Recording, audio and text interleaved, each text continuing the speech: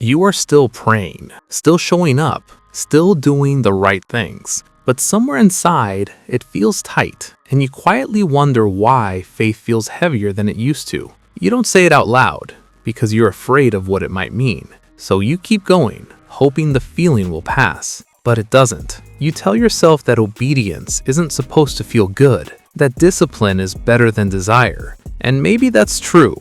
But this feels different. This feels strained, like you're pushing yourself through motions that no longer breathe, like something once alive has become mechanical. You start asking questions you never planned to ask. Why does prayer feel scripted? Why does worship feel distant, even when the words are right? You wonder if the problem is you. Maybe you're tired. Maybe you're distracted. Maybe your heart is just dull. So you try harder. You add more structure, more rules, more effort. For a moment, that helps. There's relief in control. There's comfort in knowing exactly what's expected of you. But it doesn't last, because effort can carry you only so far before it begins to expose what's missing, and the silence returns. You don't feel rebellious, you feel weary. And that's what makes this so confusing. You remember when faith felt like trust instead of tension, when obedience felt responsive, not pressured,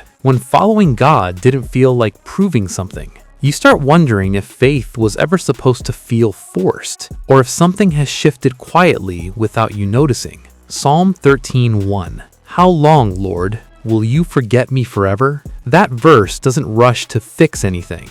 It just names the ache. And for a moment, that feels honest enough to breathe. You realize something unsettling. Forced faith doesn't usually come from devotion. It often comes from fear. Fear of falling behind. Fear of disappointing God. Fear of what happens if you stop striving.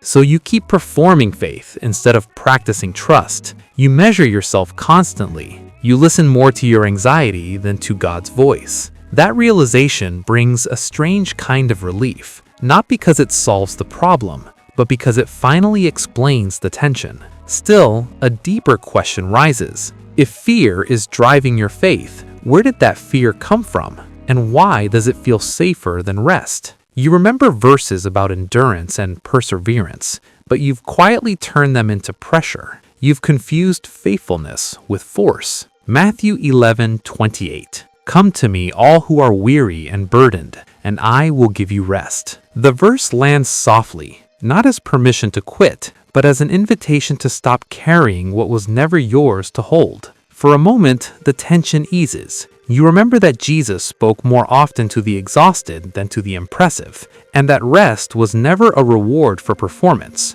But the relief doesn't stay long, because rest feels risky when you're used to control. And trust feels irresponsible when fear has been your compass. You wonder what happens if you loosen your grip, if obedience without strain even exists anymore, if God will meet you when you stop pushing.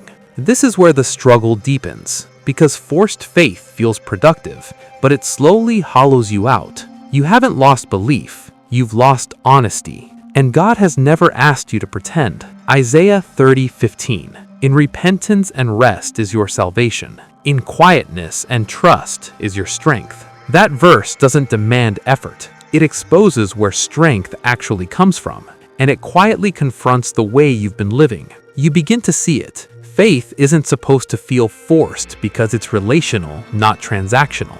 Pressure enters when trust leaves the room. That doesn't mean obedience disappears. It means obedience flows from alignment, not anxiety. From listening, not proving. You're still responsible for your choices, still called to faithfulness, but not to self-driven strain disguised as devotion. Micah 6:8. He has shown you, O man, what is good. The verse doesn't shout. It simply reminds you that God has already spoken, and what he asks is grounded, not crushing.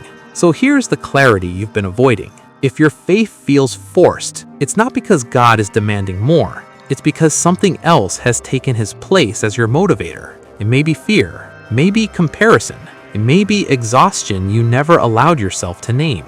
The invitation isn't to abandon faith, it's to return to truth, to slow down enough to let obedience breathe again. You don't need to be inspired, you don't need to feel strong, but you do need to be honest. Because forced faith may keep you moving, but only trust will keep you alive.